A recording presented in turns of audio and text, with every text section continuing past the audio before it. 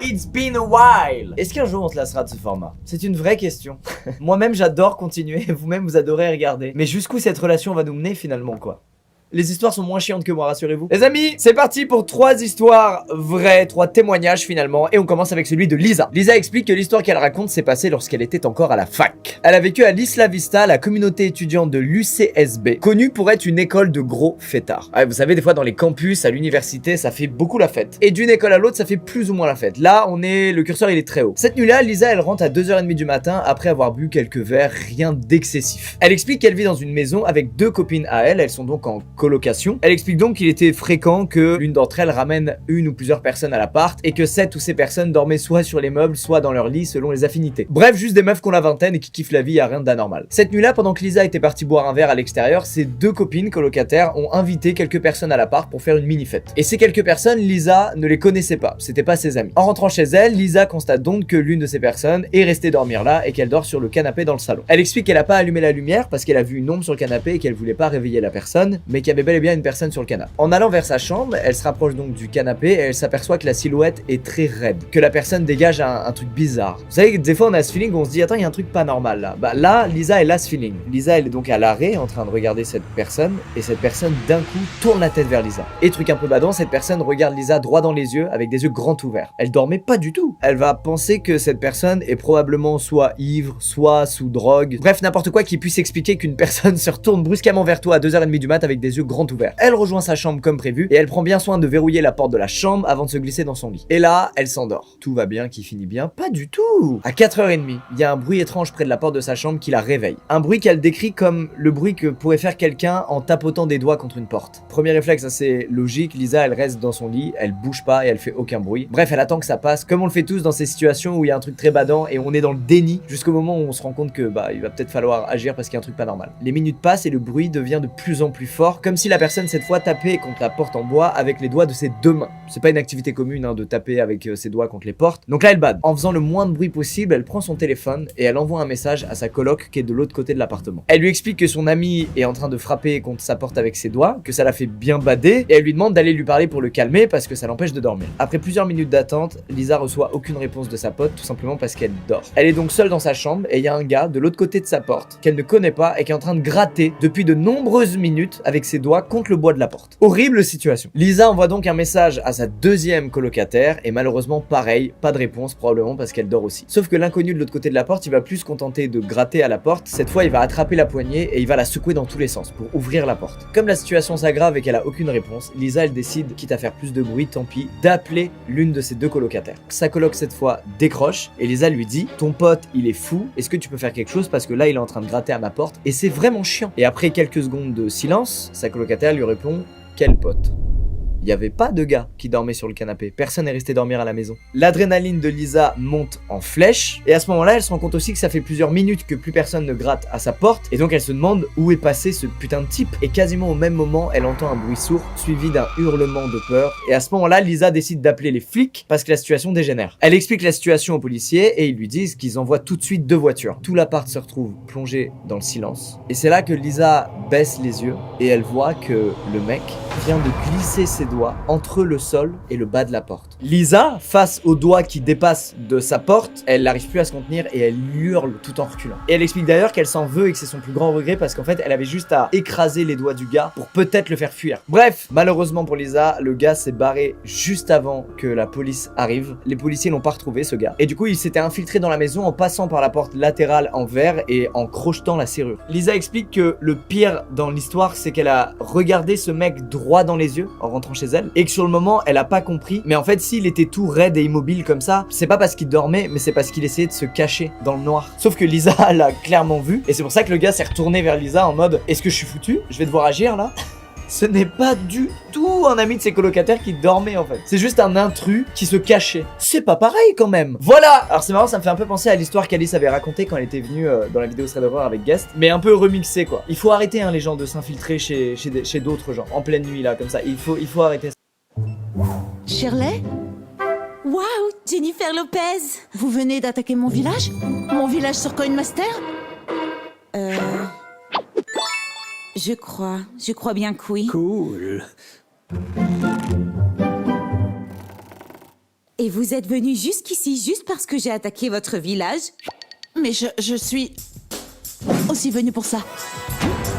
Merci. Coin Master, disponible sur l'App Store et Google Play.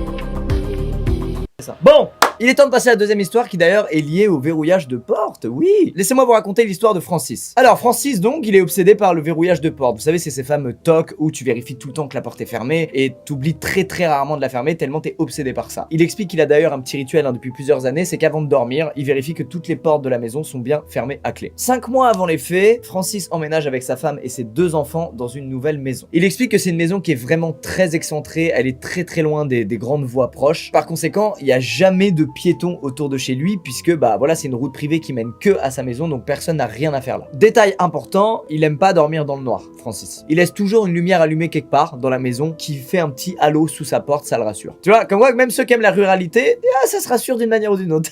Bref, un mois après l'emménagement, Francis se retrouve enfermé à l'extérieur de chez lui parce qu'il est sorti, il a claqué la porte et il a oublié ses clés, classique shit qui nous est tous arrivé. Du coup, il essaie de passer par la porte arrière de sa maison, sauf que, bah avec son putain de toc, il l'avait fermé à double tour, malheureusement. Il a hésité à l'ouvrir au pied de biche, sauf que la porte étant dans un état nickel, ça lui faisait mal au cœur, donc il a préféré appeler le propriétaire et lui demander de venir ouvrir la porte avec le double des clés, quitte à devoir attendre plusieurs heures. Bref, un peu plus d'une semaine plus tard, c'est là qu'il commence à se passer des trucs bizarres chez Francis. Francis se réveille en pleine nuit parce qu'il a méga soif, et il se dirige la tête dans le cul vers sa cuisine. En ouvrant la porte de sa chambre, il y a un détail qui le fait chier, c'est que toutes les lumières sont éteintes. Sauf que souvenez-vous, Francis, il laisse toujours une lumière allumée. Il va d'abord penser que c'est une panne de courant avant de se rendre compte qu'en fait il entend le ventilateur de sa chambre qui est juste derrière lui et que donc c'est pas une panne de courant. Francis fait un pas pour sortir de sa chambre, il se retrouve dans le couloir, et là il a des frissons et il a le sentiment d'être observé. Et son instinct lui dit que cette personne se trouve sur sa gauche. Francis tourne la tête et il y a personne. En revanche, il voit les étoiles, là où il devrait juste y avoir de l'obscurité, tout simplement parce que la porte arrière de chez lui est grande ouverte. Francis, il a la conviction qu'il y a quelqu'un qui est au bout, près de la porte, caché dans l'ombre, qui attend qu'il soit assez près de la porte pour l'attraper et le fracasse. Il réalise alors qu'il est un peu responsable de la sécurité de sa famille, c'est l'homme de la maison quoi. Il prend alors son courage à deux mains et il marche en direction de la porte pour la fermer. Francis tend la main vers la poignée de la porte et après plusieurs tâtonnements provoqués par la panique, il réussit à choper la poignée et à claquer la porte. Le lendemain, Francis demande donc à ses enfants et à sa femme si c'est eux qui ont ouvert la porte. Évidemment, ils lui disent que non et il leur demande aussi si quelqu'un a éteint la lumière dans la nuit et évidemment, ils lui répondent que non. Pendant 3 semaines, Francis va vérifier régulièrement le verrou de la porte arrière et il est toujours bien enclenché, il n'y a rien d'anormal qui se passe. Jusqu'à une nouvelle nuit où Francis se réveille d'un énorme cauchemar, puis il va dans sa cuisine pour boire quelque chose et là une nouvelle fois il est frappé par le même sentiment que 3 semaines avant, il a l'impression que quelqu'un le regarde. Ses yeux se dirigent naturellement vers la porte arrière de la maison et mauvaise surprise, elle est grande ouverte. Comme 3 semaines avant, Francis décide de s'élancer vers la porte pour la fermer, sauf que cette fois, il est convaincu qu'elle s'est pas ouverte toute seule. Il va finir par s'endormir de nouveau, pour se réveiller 2 heures plus tard, parce que c'est le matin et qu'il doit aller au travail. Et après s'être levé et avoir pris la direction de la chambre de ses enfants pour les réveiller, ses yeux se tournent naturellement vers la porte arrière, et une fois de plus, elle est ouverte. Et il constate qu'à l'extrémité de la porte, il y a des rayures et des plis. Et là, Francis se dit, bon, il faut que j'arrête de prendre ça à la légère, on va se poser et on va réfléchir à ce sujet. Tout d'abord, il se demande si le jour où il s'est retrouvé enfermé en dehors de chez lui, il a bien vu la porte, en fait. Il remet tout simplement en cause les rayures et les plis qui sont apparus entre temps. Peut-être qu'en fait ils étaient là dès le début et qu'il les avait juste pas vus. Mais il va quand même faire quelque chose avec cette porte, donc il voulait au début mettre des nouveaux verrous. Sauf que ne trouvant pas sa perceuse, il s'est rabattu sur des clochettes qu'il a attachées à la poignée de la porte du côté intérieur, du côté de chez lui. Bref, ça va arriver une dernière fois avant qu'il change définitivement les serrures. Cette nuit-là, Francis se couche tôt, il se réveille aux alentours de 3 heures, il va vérifier la porte parce qu'il a une obsession maintenant avec cette porte, à juste titre. Et cette fois, bonne surprise, la porte est fermée. Il retourne se coucher et cette fois il fait un cauchemar horrible dans lequel il entend les clochettes de Noël qu'il a mis à la poignée. Alors il se lève et en s'approchant de la porte, il tombe sur une petite fille de dos. Étant donné qu'il est dans un cauchemar, il a étrangement pas peur du tout de cette petite fille. Il lui demande son nom, sauf que la petite répond « Quelqu'un arrive ». Quelqu'un arrive, quelqu'un arrive, et elle va crescendo comme ça, crier de plus en plus fort quelqu'un arrive, jusqu'à se retourner, la mâchoire sur la poitrine, la bouche anormalement large, en criant quelqu'un est ici. Francis se réveille en sueur, il se lève, et bien évidemment, la lumière de la cuisine est éteinte, et la porte arrière est grande ouverte. Une nouvelle fois, Francis ferme la porte, et il constate que les clochettes ne sont plus sur la poignée. Il s'aperçoit qu'elles sont posées sur un meuble dans le couloir. Ce matin-là, il va poser des questions à ses 2 enfants et à sa femme, sans trop en dire pour pas les effrayer de ce qui se passe. Il va juste leur demander s'ils ont entendu quoi que ce soit d'anormal cette nuit. Son fils de 13 ans lui dit que non, rien, mais que si à 2h30, il s'est levé pour aller aux toilettes et il a vu que la porte arrière était grande ouverte. Et il est donc allé la fermer. Francis lui demande alors si les clochettes étaient sur la poignée ou pas, et son fils lui dit qu'il est quasi sûr que oui. Et cette fois, enfin, Francis est parti dans un magasin pour acheter une perceuse, ainsi qu'une nouvelle serrure, et il a passé l'après-midi du coup à bricoler sa porte et à changer la serrure, et rajouter même des verrous. Au moment où il nous raconte cette histoire, il explique que malgré ça, quelques jours avant de la raconter, il a remarqué des nouvelles rayures et des nouveaux plis sur sa porte, sauf que cette fois les verrous n'ont pas cédé, donc elle s'est pas ouverte. Ce qui est ouf dans cette histoire, c'est que c'est évident qu'il est en danger, c'est évident qu'il y a quelqu'un qui est pas très bien intentionné, mais comme il n'y a pas de répercussions graves, personne s'est fait agresser, rien n'a été volé, il y a aucune trace d'intrusion que dalle, Francis, il va attendre tellement longtemps avant d'agir, je trouve ça dingue. En fait, je trouve ça hyper intéressant comme certaines fois les gens sont dans la non-réaction et sont totalement dans le déni de la gravité de la situation. Dès qu'il a vu les traces de rayures, fallait changer la porte, voire même déménager directement.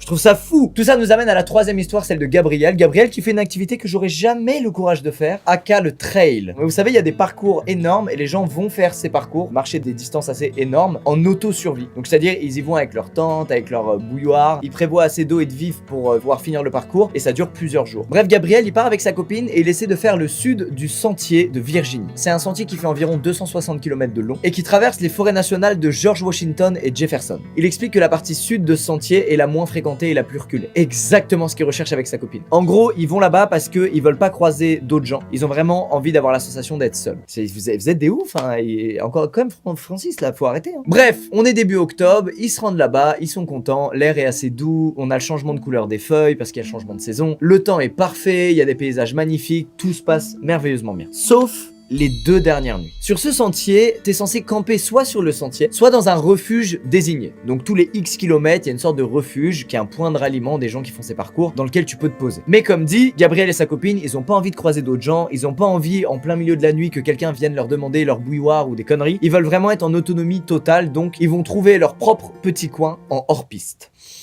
Ça sent l'embrouille. Au milieu d'une petite clairière se trouve l'endroit parfait pour Gabriel et sa copine, endroit dans lequel ils décident d'installer leur camp. Ils montent leur tente, et puis ils se glissent dans leur sac de couchage et se dirigent vers une belle nuit de sommeil. Sauf que, vers 2h du matin, la porte arrière de la maison de Gabriel est ouverte.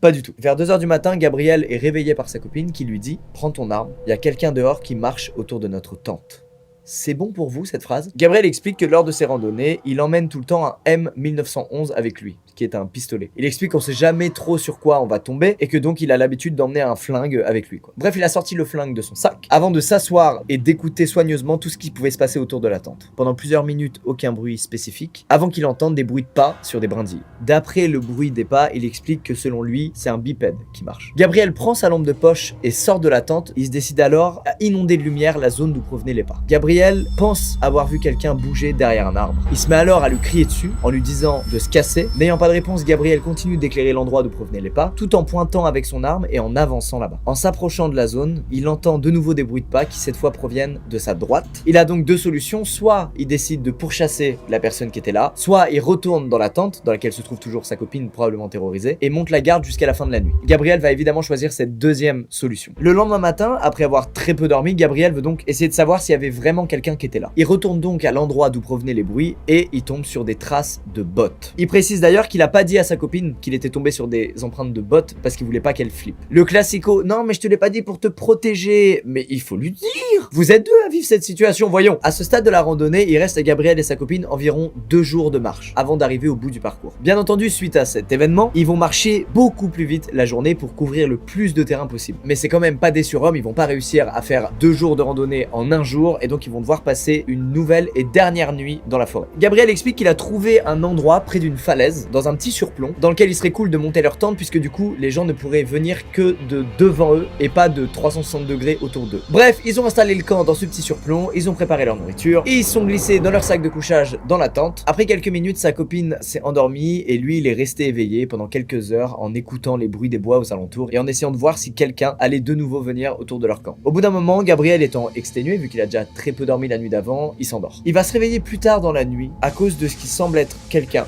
une nouvelle fois, de l'autre côté de la paroi de la tente, qui fouille dans leurs affaires. Gabriel chope son arme et grâce à ce qui reste de leur feu de la veille, à savoir des petites braises, il arrive à voir la silhouette de la personne, qui est vraiment à 1 mètre de la tente. Il décide alors de lui hurler dessus en lui disant « On est armé, dégagez !» Et il voit alors les silhouettes lâcher les affaires et partir en courant. Gabriel sort de la tente avec l'arme en joue, prêt à tirer si jamais quelqu'un se montre menaçant. C'est un putain de cow-boy, Gabriel, qu'on soit d'accord. Et malheureusement, il constate que leurs affaires sont éparpillées absolument partout sur le camp. Les gars qui étaient là ont tout fouillé. Gabriel prend la direction des gens qui ont pris la fuite, ce qui l'amène près d'un petit ruisseau, et au loin, près de ce petit ruisseau, il voit une lumière scintiller. Une lumière qui ressemble à tout simplement une lanterne qui clignote. Et après quelques secondes, il voit 3 autres lumières qui clignotent. C'est là qu'il comprend que la personne en face n'est pas une personne, c'est un groupe de personnes, et il décide alors de revenir en courant au campement et de dire à sa copine de tout remballer aussi vite qu'elle le peut, parce qu'il doit vite se casser de là. Mon gars, croyez-moi, pour réussir à faire tes affaires, à te lever et à décider de marcher alors qu'il fait nuit noire, que t'es en pleine forêt et que tu sais qu'il y a 4 personnes pas loin de ton campement, faut avoir des méga balls. Moi, dans ces situations-là, je fusionne avec le sac de couchage, je disparais de la surface de la terre. Bref, il se lève et il se remet à marcher pour finir le parcours et ne plus jamais entendre parler de ces trous du cul qui rôdent autour de leur campement. Cette fois, pendant qu'il marche, Gabriel entend des voix au loin. Toutes les 10 secondes, il regarde derrière lui pour être sûr qu'ils sont pas suivis. Bref, il fait plusieurs heures de marche dans la terreur et dans l'angoisse la plus totale. Après un bon moment passé à marcher, Gabriel entend un gros bruit qui vient derrière eux. Et il voit quelqu'un qui est sorti des bois. Il fait encore nuit à ce moment-là, c'est tout juste l'aube. Et le gars reste immobile là, debout, à quelques dizaines de mètres d'eux. Et les fixe pendant quelques secondes avant de se retourner et d'aller de nouveau dans les bois. À partir de là, Gabriel et sa copine accélèrent fortement le pas. On veut finir ce parcours et ne plus entendre parler de ces gens. Et ils arrivent finalement à atteindre la fin du sentier et l'endroit où sa copine avait garé sa voiture au début du parcours, et ils ont pu sortir des bois de Virginie sans recroiser la route de ces personnes-là qui ont pillé leurs affaires. Bref, il ne sait pas qui c'était, il ne sait pas ce qu'il voulait, et il explique malheureusement que, à notre plus grande tristesse, il ne retournera pas là-bas pour obtenir des réponses.